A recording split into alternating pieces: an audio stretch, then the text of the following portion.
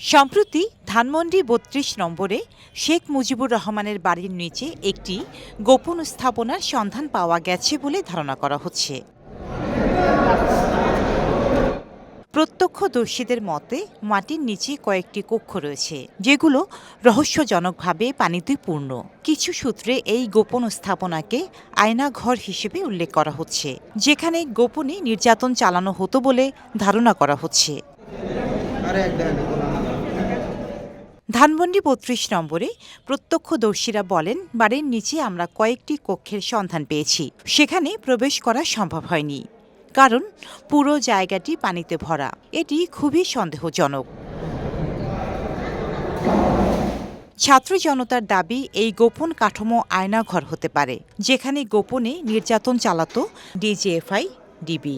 আয়নাঘরের আড়ালে হাসিনার দল আওয়ামী লীগ আরেক নতুন আয়নাঘর তৈরি করেছে। তবে এই দাবির সত্যতা সম্পর্কে নিশ্চিত হওয়া যায়নি।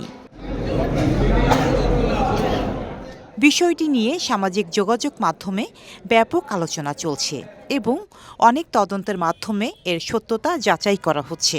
এদিকে উৎসুক জনতা প্রতিনিয়ত ভিড় করছে ধানমন্ডি ৩২ নম্বরের কথিত আয়নাঘর দেখতে।